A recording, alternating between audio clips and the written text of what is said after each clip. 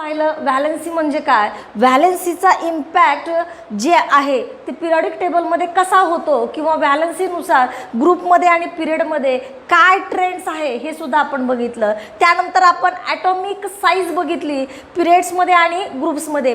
त्याच्या आधारावरती आपल्याला कसे क्वेश्चन विचारले जातात एक्झाम्पल ते आपण बघणार आहेत. म्हणजे एक्झाममध्ये विचारलेले क्वेश्चन्स कसे ॲक्टिव्हिटी बेस्ड आहेत याचा आपल्याला अभ्यास करायचा आहे. 5 मार्क्सला असा क्वेश्चन येऊ शकतो. दिलेले क्वेश्चन जे आहेत आपल्याला दिलेली जी काही पिरियडिक टेबल आहे त्या पिरियडिक टेबलमधला एक रो दिला जातो. एक तर पिरियड असू शकतो किंवा ग्रुप असू शकतो. आता आपल्याला दिलेली जी काही टेबलमधला एक ब्लॉक दिलेला आहे आणि तो काय आहे पिरियडमधला आहे, लक्षात घ्या. मग आता हे इलेमेंट्स दिलेले आहेत आणि त्याच्या ॲटॉमिक रेडियस दिलेले आहेत. त्यावरनं 5 मार्काचा ॲक्टिव्हिटी बेस्ड क्वेश्चन्स कसा विचारला जातो एक्झाममध्ये पहा. जास्त पाठ करण्याची गरज नाही, समजून घ्यायचं आहे आणि समजून घेतल्यानंतर त्याचे उत्तरं एकदम सोपे आणि सरळ तुम्हाला देता येतील. पहा, ऑक्सिजन आहे, बोरॉन आहे, कार्बन, नायट्रोजन, बेरिलियम, लिथियम हे जे इलेमेंट्स आहेत त्या इलेमेंट्सच्या आपल्याला ॲटॉमिक रेडियस दिलेले आहेत. काय आहे ऑक्सिजनची रेडियस 66 आहे, बोरॉनची काय आहे 88 आहे, कार्बनची 77 आहे, नायट्रोजनची 74 आहे, बेरिलियमची 111, लिथियमची 152 दिलेली आहे. हे काय आहेत आपल्याला की ॲटॉमिक रेडियस दिलेली आहे. First questions, use your brain power. तुमच्या यूज युअर ब्रेनचा वापर करून तुम्हाला काय करायचे आहेत ॲक्टिव्हिटी बेस्ड क्वेश्चन सांगायचे आहेत. काय आहे रे पहिला questions, read this question. By referring to the modern periodic table, find out the periods to which the above elements belong. हे जे इलेमेंट्स दिलेले आहेत ते कुठल्या पिरियडमधले आहेत ते आपल्याला सांगायचे आहेत. तर lithium, beryllium, boron, carbon, nitrogen ही एक सिरीज आहे. कुठल्या पिरियडची आहे रे, तर सेकंड पिरियडची आपल्याला सिरीज पाहायला मिळतात. म्हणजे all these elements are periodic टेबलमध्ये कशामध्ये येतात आपल्याला present in the second period.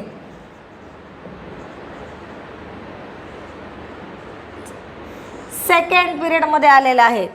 Arrange the above element. Next questions, arrange the above elements. वर दिलेले सगळे इलेमेंट्स अरेंज करायचे. कसे अरेंज करायचे, decreasing order of their atomic radii. Decreasing order of their atomic radii. आता डिक्रीजिंग ऑर्डर आपल्याला senior K जीपासून आपण शिकतोय, सिनियर ज्युनियर के जीपासून. डिक्रीजिंग ऑर्डर कशी लिहिणार, मग फर्स्ट आपण लिहिला पाहिजे सगळ्यात मोठा, बरोबर आहे. डिक्रीजिंगला फर्स्ट काय आला पाहिजे लिथियम. लिथियमची ॲटॉमिक रेडियस किती आहे 152. म्हणजे लार्ज किंवा इन्क्रीजिंग करून डिक्रीजकडे आपण जात असतो. डिक्रीजिंग ऑर्डर लिहित असताना सगळ्यात मोठा नंबर अगोदर लिहायचं, त्याच्यानंतर काय करायचे की उतरत्या क्रमाने लिहायला लागायचं. चला, लिथियमचा 152, लिथियम नंतर बेरिलियमचा 111. बेरिलियम नंतर कोण येईल रे, बोरॉन किती आहे 88 आहे. बोरॉन नंतर लिथियम, बेरिलियम, बोरॉन. त्यानंतर कोण आहे सांगा लवकर, कोण येणार 88 नंतर 77 आय थिंक. कार्बन किती आहे 77. कार्बन नंतर कोण नायट्रोजन किती 74. नायट्रोजन नंतर कोण ऑक्सिजन 66. म्हणजे हे सगळे इलेमेंट्स आपल्याला कुठल्या ह्याच्यामध्ये पाहायला मिळतात, lithium, beryllium, boron, carbon, nitrogen, oxygen हे सेकंड पिरियडमधले आहेत. आपण त्याच्या ॲटॉमिक रेडियाच्या डिक्रीजिंग ऑर्डरनं त्याची मांडणी केलेली आपल्याला पाहायला मिळते. चला तर मग थर्ड क्वेश्चन काय विचारला रे, do this arrangement match with the pattern of the second period of the modern periodic table. मग आता दिलेली जी काही आपल्याला मांडणी आपण सेकंड पिरियडची आहे का, बरोबर. Yes, as we move from left to right, मी ज्या वेळेस मूव करते लेफ्ट टू राईट त्यावेळेला within a period atomic number increases by 1 by 1. Atomic radius काय होते, इन्क्रीज होते 1 by 1. आफ्टर दॅट काय लक्षात येतं की number of electron increases, that means number of proton also increases 1 by 1 और 1 युनिटनं आपल्याला काय पाहायला मिळतो, त्या ठिकाणी प्रोटॉन आणि इलेक्ट्रॉन आपल्याला वाढत असताना पाहायला मिळतात ज्यावेळेस लेफ्ट टू राईट जातात. मग आता ज्यावेळेस प्रोटॉन आणि इलेक्ट्रॉन ज्यावेळेस इन्क्रीज होतात त्यावेळेस ते कोणाकडे ढकलले जातात, न्यूक्लियसकडे काय केले जातात, पुल केले जातात किंवा ढकलले जातात. लक्षात असू द्या. Which decreases their atomic size, आणि ते ज्यावेळेस इलेक्ट्रॉन कोणाकडे ढकलले जातात, न्यूक्लियसकडे ढकलले जातात त्यावेळेला त्याची ॲटॉमिक साईज जी आहे ती डिक्रीज होते आणि अल्टिमेटली त्या ठिकाणी आपल्याला काय पाहायला मिळतं की ॲटॉमिक साईज डिक्रीज झाली की त्या ठिकाणी atomic radius also decreases. Atomic radius also decrease म्हणता येतं. Which of the above element, fourth question काय आहे रे आपल्याकडे, fourth question, which of the above element have the biggest and the smallest atom. Biggest atom कुठला आहे आणि smallest item कुठला आहे. लेफ्ट टू राईट जात असताना बिगेस्ट ॲटम फर्स्ट येतो. काय येतो की left to right number of shells same असतात but number of electron increase होताना दिसतात आणि नंबर ऑफ इलेक्ट्रॉन इन्क्रीज झाले की नंबर ऑफ प्रोटॉन इन्क्रीज होतात आणि नंबर ऑफ प्रोटॉन इन्क्रीज झाले की ते कोणाकडे अट्रॅक्ट केले जातात, न्यूक्लियसकडे ते इलेक्ट्रॉन आणि प्रोटॉन अट्रॅक्ट केले जातात आणि त्यामुळे त्याची ॲटॉमिक साईज कशी होते, श्रिंकल्ड होते किंवा त्याची ॲटॉमिक साईज जी आहे ती कमी झालेली आपल्याला पाहायला येतात आणि अल्टिमेटली त्या ठिकाणी रेडियस आपली कशी झालेली दिसते, डिक्रीज झालेली पाहायला मिळते आपल्याला. ठीक आहे, म्हणजे ग्रुप पिरियडमध्ये आपल्याला काय सांगता येतं रे, पिरियडमध्ये जे इनिशियल सुरुवातीचा जे इलेमेंट आहे त्या इलेमेंटची साईज बिगर असते as compare to the last element किंवा अदर इलेमेंट म्हणलं तरी हरकत नाही आहे. मग आता इथं पाहायचं की ह्याच्यामध्ये सगळ्यात आणि त्यापेक्षाही तुम्हाला ॲटॉमिक रेडियाय जर दिलेला असेल तर ज्याचा नंबर जास्त आहे, लिथियम हा कसा आहे, बिगेस्ट. त्यानंतर लिथियम नंतर ऑक्सिजन हा कसा आहे, स्मॉलेस्ट. याची रेडियस किती आहे लिथियमची, 152 पिकोमीटर. ऑक्सिजनची रेडियस किती आहे रे, 66 पिकोमीटर. म्हणजे ज्याची रेडियस जास्त तो बिगेस्ट, ज्याची रेडियस कमी आहे ते स्मॉलेस्ट ॲटम झालेला आहे. What is the next fifth question आपण घ्या. What is the periodic trends observe in the variations of atomic radius while going from left to right within a period. मग पिरियडमध्ये ज्या वेळेस तुम्ही लेफ्ट टू राईट जाता त्यावेळेस काय लक्षात येतं रे, मग atomic radius goes on decreases to move left to right. मग ॲटॉमिक रेडियस काय येईल, decreases. Radius decreases while going from left to right within a period. सर्वांच्या लक्षात आलं असेल काय आपण केलेलं आहे. या ठिकाणी दिलेले जे काही आपल्याला टेबल आहे त्या टेबलनुसार किंवा चार्टनुसार आपल्याला विचारलेल्या क्वेश्चन्सची काय करायचे, फक्त आन्सर सांगायचे आहेत. मग काय सांगितले, फर्स्ट क्वेश्चन झाला, सेकंड झाला, थर्ड, फोर्थ, फिफ्थ. इझिली तुम्ही 5 मार्क्स काय करू शकता, घेऊ शकता परीक्षेमध्ये. सगळ्यात सोपं, फक्त तुमच्या ब्रेनचा यूज करायचा आहे आणि त्याच्यामध्ये असणारे जे काही समोरच तुमच्या उत्तरं आहेत आणि ते काय करायचे ते उत्तरं तुम्हाला फक्त तुमच्या डोक्याचा वापर करून ते क्वेश्चन्स सॉल्व करायचे आहेत आणि त्याचे आन्सर लिहायचे आहेत आणि मार्क घ्यायचे आहेत आपल्याला. ठीक आहे. आपण पिरियड्समध्ये असणारे इलेमेंट्स पाहिलेले आहेत, त्याचे क्वेश्चन्स आन्सर पाहिलेत. आता ग्रुपच्या संदर्भामध्ये तसाच ॲक्टिव्हिटी बेस्ड क्वेश्चन विचारला जातो. कसा विचारला जातो रे? पहा, आपल्याला काही इलेमेंट दिलेले आहेत, त्याचे ॲटॉमिक रेडिया दिलेले आहेत. इलेमेंट आणि त्याचे ॲटॉमिक रेडिया दिलेले आहेत. त्यानुसार आपल्याला ग्रुप्सचे जे काही क्वेश्चन विचारलेले आहेत ते आपल्याला त्याचे आन्सरिंग करायचे आहेत. 5 मार्क्सचे 5 क्वेश्चन्स असतात आणि ते आपल्याला लिहायचे आहेत. इझिली क्वेश्चन्स आहेत आणि त्याच्यानुसार आपल्याला फक्त ऑब्झर्वेशन आपलं चांगलं जर असेल तर आपल्याला याचे आन्सर्स देता येतात. पहा, यूज युअर ब्रेन पॉवरनुसार आपल्याला काय पहिला क्वेश्चन विचारला आहे? By referring to the modern periodic table find out the group to which about the elements belong. मग आता हे दिलेले इलेमेंट्स कुठल्या ग्रुपमधले आहेत ते तुम्हाला विचारलेले आहेत. लक्षात करा, लिथियम आहे, पोटॅशियम आहे, सोडियम आहे, रुबेडियम आहे, CS. रँडमली तुम्हाला काय दिलेले आहेत रे? तर इलेमेंट्स दिलेले आहेत आणि मग तुम्हाला कुठल्या ग्रुपमध्ये हे इलेमेंट येतात. पोटॅशियम कुठे आहे, सोडियम कुठं आहे, थोडंसं आठवायचं. पोटॅशियम कुठे आहे? तर पोटॅशियम पहिल्या ग्रुपमध्ये आहे. एवढी जरी आपल्याला हिंट मिळाली तरी आपल्याला पहिल्या ग्रुपचा एक ट्रिक दिलेली होती मी. काय? ही लीनाची नालायक कार्टी रॉबिनच्या स्कूटरवर फिरते. ही लीनाची नालायक कार्टी रॉबिनच्या स्कूटरवर फिरते. आपल्याकडं ही तर नाही आहेच, म्हणजे हायड्रोजन दिलेलाच नाही आहे. लीना दिलेली आहे, नालायक दिलेली आहे, कार्टी, रॉबिन, स्कूटर दिलेला आहे. म्हणजे कुठल्या ग्रुपमध्ये बसतील हे? Group first. कुठल्या ग्रुपमध्ये? ग्रुप फर्स्टमध्ये आहेत. चला, सेकंड क्वेश्चन काय विचारलाय पहा रे. Arrange the above elements vertically downwards in an increasing order of atomic radii. कसा उत्तर असेल याचं? माझ्याकडे एक ट्रिक आहे, तुम्हाला दिलेली त्या दिवशी सांगितलं होतं की आपल्याला ॲटॉमिक जर रेडियाय लक्षात नसतील किंवा त्याच्यामध्ये इन्क्रीजिंग ऑर्डरने जर लक्षात राहत नसेल तर इन्क्रीजिंग ऑर्डर आपण ज्या वेळेला लिहित असतो त्यावेळेस सर्वात छोटा नंबर अगोदर लिहायचा. सर्वात छोटा नंबर कोण आहे? 152 म्हणजे 152 सर्वात लहान आहे. त्यानंतर कोण आहे? 186 आहे. त्यानंतर कोण रे?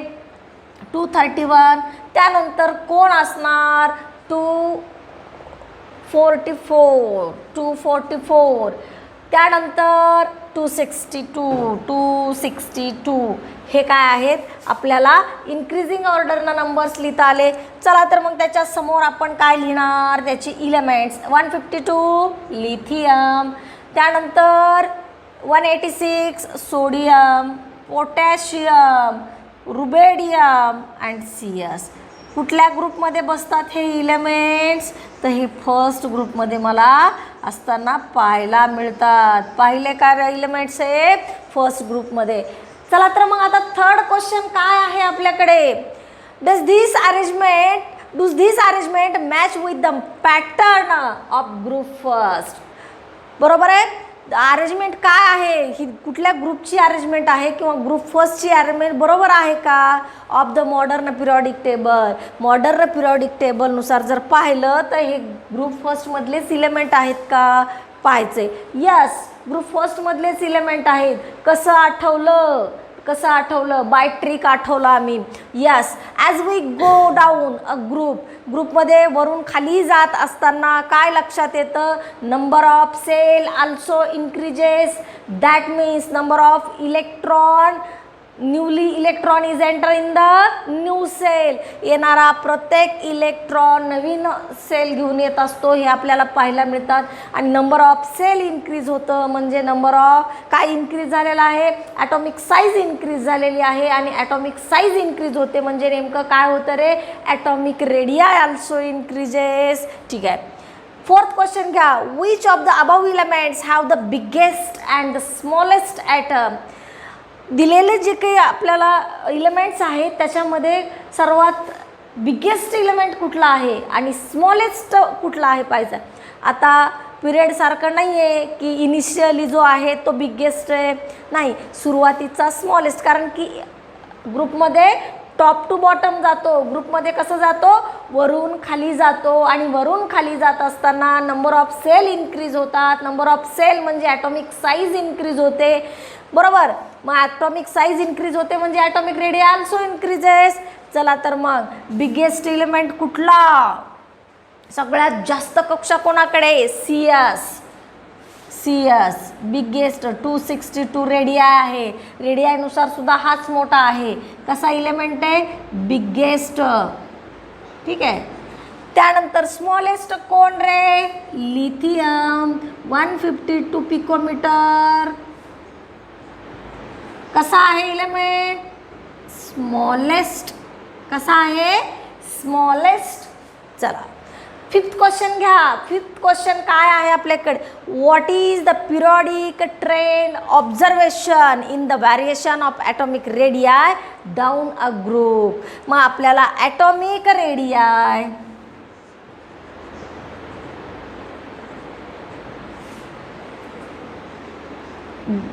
increases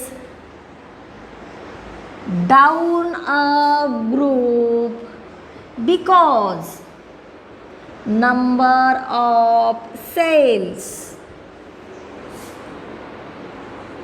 also increases. number of cell also increases. अशा पद्धतीचे क्वेश्चन्स आपल्याला एक्झाममध्ये ॲक्टिव्हिटी बेस्ड येतात. ठीक आहे. पिरियॉडिक ट्रेंडची थर्ड प्रॉपर्टी आपण बघणार आहे, मेटॅलिक कॅरेक्टर. मेटॅलिक कॅरेक्टर आपल्याला पाहायचं आहे की पिरियॉडिक टेबलमध्ये कसं इन्क्रीज होतं, कसं डिक्रीज होतं, किंवा कुठल्या बाजूला मेटल्स आहेत, कुठल्या बाजूला नॉन मेटल्स आहेत, हे आपण बघणार. चला तर मग आता पाहूया metallic and non metallic character of metals. मग मेटॅलिक आणि नॉन मेटॅलिक कॅरेक्टर बघत असताना आपल्याला काही क्वेश्चन्सची आन्सर्स द्यायची. यूज युअर ब्रेन पॉवरनुसार classify the elements of the third period into metals and non metal. First आपण घेत नाहीत कारण की फर्स्ट पिरियडमध्ये 2च इलेमेंट आहेत. सेकंड इलेमेंट घेतो त्यामध्ये आपल्याला 8 इलेमेंट आहेत. थर्डमध्ये सुद्धा 8 इलेमेंट आपल्याला पाहायला मिळतात. Classify the elements of the third period into metals and non metal. Third पिरियडमधले इलेमेंट्स घ्यायचे आहेत. कुठले इलेमेंट्स आहेत थर्ड पिरियडमध्ये, sodium, magnesium, aluminium, silicon, phosphorus, sulphur, chlorine, argon. हे काय आहेत तर थर्ड पिरियडमध्ये असणारे इलेमेंट्स आहेत. ह्या थर्ड पिरियडमध्ये असणाऱ्या इलेमेंटला क्लासिफाय करायचे मेटल्स, नॉन मेटल्स अँड मेटलॉइडमध्ये. चला तर मग करूया. सोडियम, मॅग्नेशियम, ॲल्युमिनियम काय आहे रे, मेटल. फॉस्फरस, सल्फर, क्लोरीन काय आहे, non metal.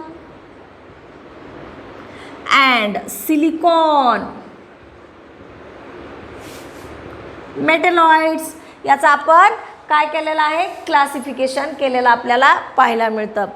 On which side of the period, पिरियडच्या कुठल्या साईडला तुम्हाला मेटल्स पाहायला मिळतात, लेफ्ट साईडला का राईट साईडला. तर इथं पहा थर्ड पिरियडमध्ये जर ऑब्झर्वेशन केलं तर लेफ्ट साईडला आपल्याला मेटल्स पाहायला मिळतात. On which side of the non metals, right side.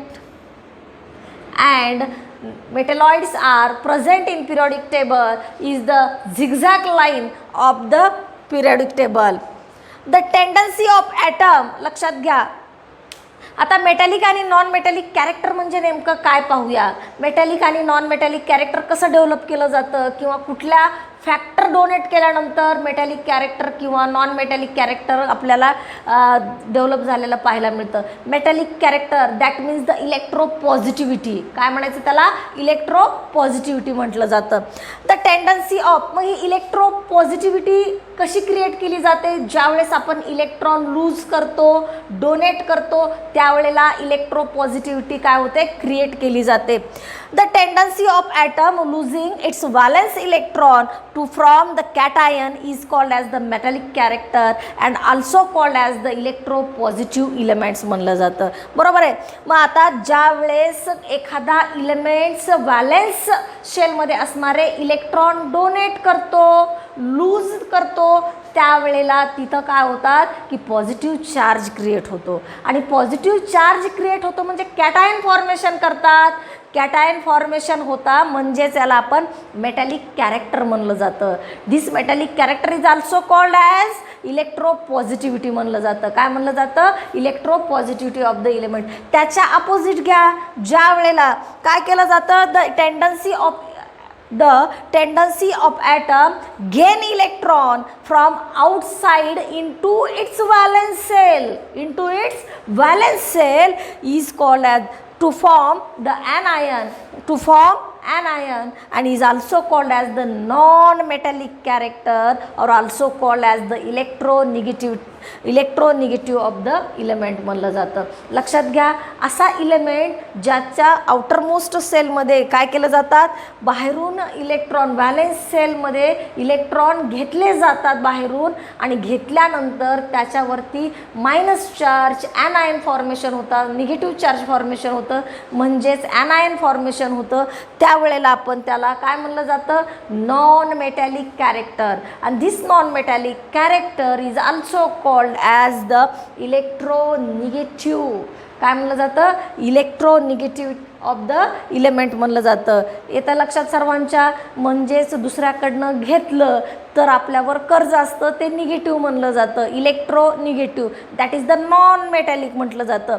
आपण कोणाला दान केलं असेल तर आपल्याकडे पुण्य प्राप्त होतं, म्हणजे पॉझिटिव्हिटी आपल्याकडे येते. आणि this positivity is also called as the electropositive and this electropositive character is also called as the metallic character. काय म्हणायचं त्याला, मेटॅलिक कॅरेक्टर असं म्हणलं जातं. आता ग्रुपमध्ये मेटॅलिक कॅरेक्टर इन्क्रीज होतं का डिक्रीज होतं, नॉन मेटॅलिक कॅरेक्टर इन्क्रीज होतं का डिक्रीज होतं, ते आपण बघूया. ठीक आहे.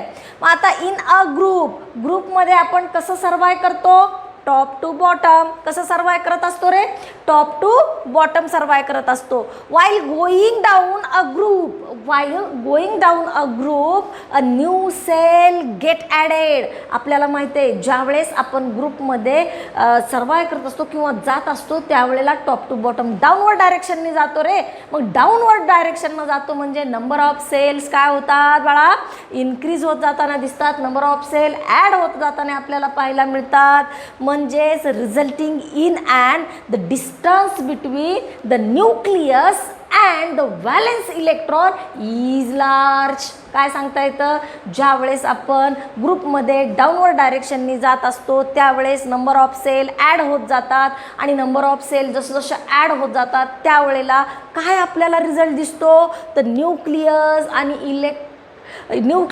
अँड व्हॅलेन्स इलेक्ट्रॉन, न्यूक्लियस आणि व्हॅलेन्स इलेक्ट्रॉनमध्ये जे डिस्टन्स आहे ते वाढत चाललेलं दिसतं. आणि डिस्टन्स वाढलं की त्याच्यावर आपलं लक्ष राहत नाही, मग तो आपल्या हातातून निसटून जातो. जेवढं जास्त डिस्टन्स तेवढं ते आपल्यापासून लांब चाललेला असतो. जवळ असल्यानंतर जास्त आपण घट्ट एकमेकांना बांधले जातात, परंतु लांब असल्यानंतर एवढं त्याच्यामध्ये कुठल्याही पद्धतीचा बॉन्ड फॉर्मेशन होत नाही किंवा त्याच्यावर तेवढं त्याचं नियंत्रण राहत नाही. लक्षात असू द्या.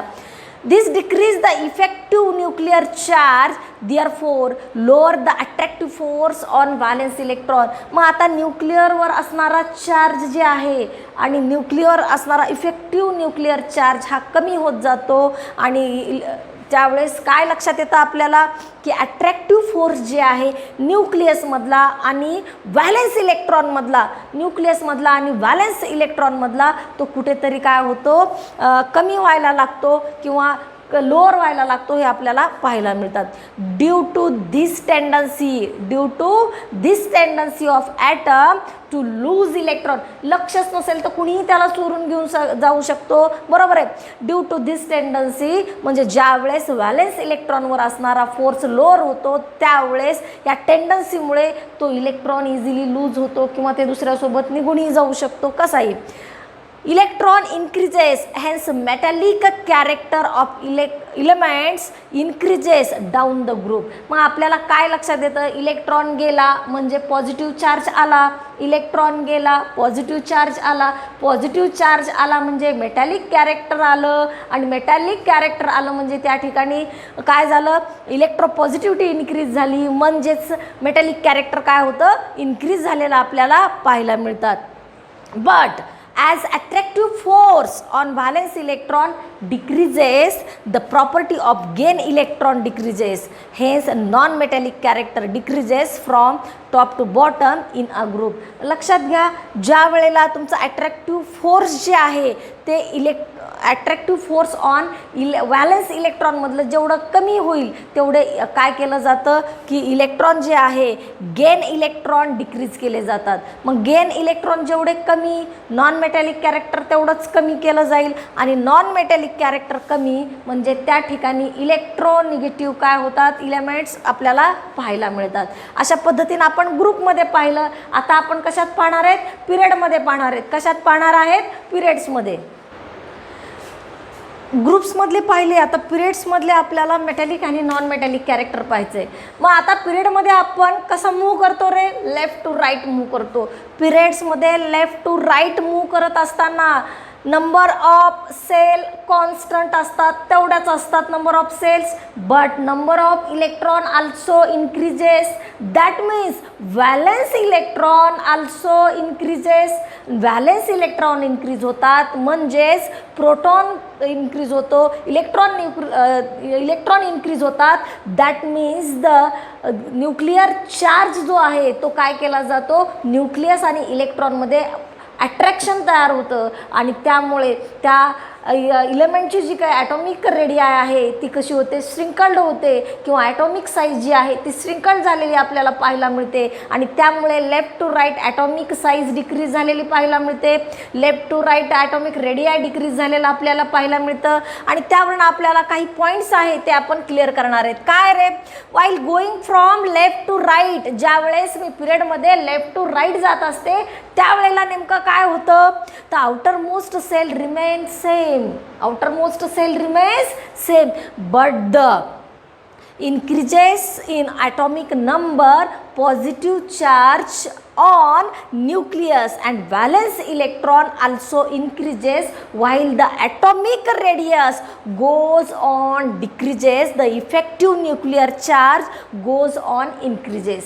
लक्षात घ्या, ज्या वेळेला तुम्ही पिरियड्समध्ये लेफ्ट टू राईट जात असतात त्यावेळेस सेलची जी काही संख्या आहे ती कॉन्स्टंट असते. सेलची संख्या कॉन्स्टंट आहे but number of electron increase होत आहे. नंबर ऑफ इलेक्ट्रॉन इन्क्रीज होत आहे म्हणजे त्यामध्ये असणारे इलेक्ट्रॉन वाढत आहे, प्रोटॉन वाढत आहे म्हणजे इफेक्टिव्ह न्यूक्लिअर चार्ज जो आहे ते इन्क्रीज होतो आणि इफेक्टिव्ह न्यूक्लिअर चार्ज इन्क्रीज झाला तर ते काय केलं जातं, स्वतःकडे श्रिंकल केला जातो इलेक्ट्रॉन त्यामध्ये आणि म्हणून त्या ठिकाणी ॲटॉमिक रेडियस आणि ॲटॉमिक साईज जी आहे ती डिक्रीज होते. That means the tendency of elements to lose electron decreases. मग लूज करण्याची जी टेंडन्सी आहे ती कशी होते, इलेक्ट्रॉनची कमी झालेली असते. ज्यावेळेस इलेक्ट्रॉन बांधले जातात न्यूक्लियस बरोबर त्यावेळेला त्याची जी टेंडन्सी आहे ती काय होते, कमी झालेली असते. डोनेटिंग कॅपॅसिटी त्याची कमी झालेली असते, लूजिंग कॅपॅसिटी त्याची कमी झालेली आपल्याला पाहायला मिळतं. Within a period from left to right metallic character decreases. का डिक्रीज होते, ज्यावेळेस ते इलेक्ट्रॉन लूजच करत नाहीत तर पॉझिटिव्ह चार्ज येण्याचा प्रश्नच येत नाही म्हणजे कॅटायन्स येतच नाही त्याच्यावरती आणि कॅटायन्स नसतील तर त्या ठिकाणी मेटॅलिक कॅरेक्टर नाही आहे, इलेक्ट्रो पॉझिटिव्ह चार्ज नाही आहे. म्हणजेच आपण काय सांगतो, metallic character goes on decreases in period from left to right. म्हणजे पिरियडमध्ये लेफ्ट टू राईट जात असताना मेटॅलिक कॅरेक्टर डिक्रीज होत जातो कारण की लूझिंग इलेक्ट्रॉन कॅपॅसिटी जी आहे ती डिक्रीज झालेली असते त्या ठिकाणी. बरोबर आहे. The tendency of gain electron also increases. Tendency of gain electron also increases. That means anion is take part म्हणजे त्याच्यावरती ॲनायन येणार आणि ॲनायन म्हणजेच इलेक्ट्रोनिगेटिव्हिटी आणि इलेक्ट्रोनिगेटिव्हिटी म्हणजे नॉन मेटॅलिक कॅरेक्टर इन्क्रीज होतं म्हणजे left to right non metallic character goes on increases. लक्षात असू द्या. मग from left to right in a same period, फक्त त्या पिरियड पुरतंच आपण पाहतोय. वरचा पिरियड खालचा पिरियड ही मिक्स करायचे नाही आहेत. सेकंड पिरियड थर्ड पिरियड वेगवेगळे आहेत.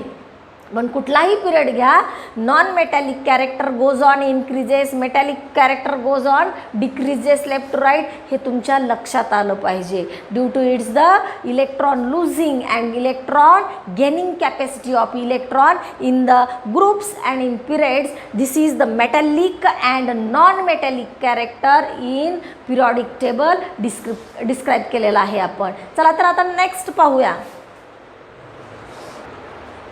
आता आपण पाहिलं की मेटॅलिक आणि नॉन मेटॅलिक कॅरेक्टर बघितल्यानंतर त्याच्यामध्ये असणारे क्वेश्चन्स पाहणार आहेत. What is the causes of non metallic character of the element. मेटलचं जे काही आपल्याकडे असणारे इलेमेंट जे आहे ते इलेमेंटचं मेटॅलिक कॅरेक्टर कशावर डिपेंड्स आहे, तर त्याच्यामध्ये असणाऱ्या ॲक्सेप्टिंग कॅपॅसिटीवरती आपल्याला काय पाहायला मिळतं की नॉन मेटॅलिक कॅरेक्टर पाहायला मिळतं.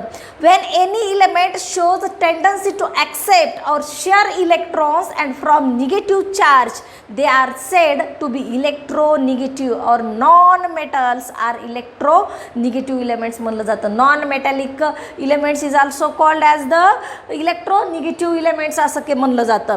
सेकंड क्वेश्चन आपल्याला विचारलेला आहे. What is the accepted trends in the variations of non metallic character of elements from left to right. Left to right मध्ये तुम्ही जात असताना पिरियडमध्ये काय एक्सेप्टेड ट्रेड्स पाहायला मिळतो, तर non metallic character increases from left to right आपल्याला पाहायला मिळतं. तसंच ग्रुपमध्ये जर पाहिलं तर काय एक्सेप्टेड ट्रेंड्स आहे, तर इन्क्रीजिंग जे आपल्याला ह्याच्यामध्ये पाहायला मिळालं कॅरेक्टर लेफ्ट टू राईट ते डिक्रीजिंग आपल्याला पाहायला मिळतं. म्हणजे decreasing non metallic character down the group, decreasing metallic non metallic character down the group म्हणलं जातं. त्यानंतर आता आपण पाहणार आहेत टॉपिकचा लास्ट बीट जे म्हणलं जातं that is the gradation in halogen family. Halogen family कशाला म्हणायचं, ग्रुप 17 मधले जेवढे इलेमेंट्स आहेत त्याला आपण काय म्हणतो, हॅलोजन फॅमिली असं म्हणलं जातं. काय म्हणायचं रे बाळांनो, त्याला हॅलोजन फॅमिली असं म्हटलं जातं. मग group 17 content which one elements, that is the chlorine, bromine, fluorine, iodine. हे काय आहेत तर ग्रुप 17 मधले इलेमेंट्स आहेत आणि त्याला आपण हॅलोजन फॅमिली असं म्हणलं जातं. मग ह्या हॅलोजन फॅमिलीचा जनरल फॉर्म्युला काय आहे तर X2 आहे. काय आहे रे बाळांनो, X2 आहे. चला तर मग आता X2 कसं रिप्रेझेंट करणार, ॲज लाईक अ इलेमेंट, इलेमेंटच्या स्वरूपामध्ये X2 कसं लिहिणार, F2 fluorine, Cl2 chlorine, Br2 bromine, I2 iodine, अशा पद्धतीनं केलं जातं बघा. Gradation is observe in a physical trends. लक्षात घ्या डाऊन द ग्रुप. मग आता 17 ग्रुपमध्ये ज्यावेळेस तुम्ही डाऊनवर डायरेक्शनने जातात त्यावेळेस फ्लोरीन आणि क्लोरीन पाहायला मिळतात. फ्लोरीन आणि क्लोरीन कुठल्या स्टेटमध्ये असतात, गॅसियस स्टेटमध्ये पाहायला मिळतात. फिजिकल प्रॉपर्टी डिफरंट आहेत बरोबर. मग आता फ्लोरीन आणि क्लोरीन गॅसियस फॉर्मेशनमध्ये पाहायला मिळतात. ब्रोमीन लिक्विड, ब्रोमीन कशात आहे, लिक्विडमध्ये आहे. आणि आयोडीन कशात आहे, सॉलिड फॉर्मेशनमध्ये पाहायला मिळतो बरोबर आहे. त्यानंतर आपल्याला असे क्वेश्चन्स एक्झाममध्ये येतात, ऑब्जेक्टिव्हमध्ये तुम्हाला विचारलं जातं state of the fluorine and chlorine. मग सांगता आलं पाहिजे F2 Cl2 gases, Br2 liquid, I2 solid, म्हणजे solid liquid gas, I2 Br2 F2 Cl2 हे तुम्हाला सांगता आले पाहिजेत. आता ग्रॅडिएशन्स इन केमिकल रिॲक्शन, केमिकल रिॲक्शनमध्ये ग्रॅडिएशन्स कसं येतं, त्याच्यामध्ये काय पद्धतीनं आपल्याला व्हॅरिएशन्स पाहायला मिळतात. ज्यावेळेस metal also reacts with water, कुठलाही मेटल घ्या त्याच्या रिॲक्टिव्हिटीनुसार काय होत असतो, वॉटर बरोबर रिॲक्ट होत असतो. आपण 8वी 9वीला त्याच्या रिॲक्शन पाहिलेल्या आहेत. Metals reacts with water, formation metal hydroxide and hydrogen gas is liberated. लक्षात घ्या metal reacts with hydrogen two form metal hydroxide, hydrogen gas is liberated बरोबर. म्हणजे हायड्रोजन गॅस बाहेर निघून जात असताना पाहायला मिळतो.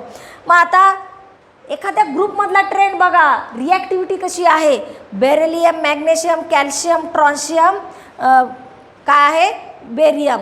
बेरिलियम, मॅग्नेशियम, कॅल्शियम, ट्रॉन्शियम आणि बेरियममध्ये घ्या. काय आहे रिॲक्टिव्हिटी? आता ग्रुपमध्ये रिॲक्टिव्हिटी डिक्रीज होत जाताना तुम्हाला पाहायला मिळते. Down the group reactivity also decreases म्हणलं जातं. मग आता barium does not react with water. Beryllium does not react with water. Beryllium पटकन वॉटर बरोबर रिॲक्ट होत नाही. Magnesium reacts with steam. Magnesium कशाबरोबर रिॲक्ट होतो? स्टीम बरोबर रिॲक्ट होतो. आणि कॅल्शियम, ट्रॉन्शियम आणि बेरिलियम कशाबरोबर रिॲक्ट होतात? With hot water. With water at room temperature. Not a hot water, only water reacts with the room temperature. Calcium, strontium आणि barium हे काय आहेत? तर रूम टेम्परेचरला वॉटर बरोबर रिॲक्ट्स करतात आणि रिॲक्शन आपल्याला देतात, हे आपल्याला पाहायला मिळतं.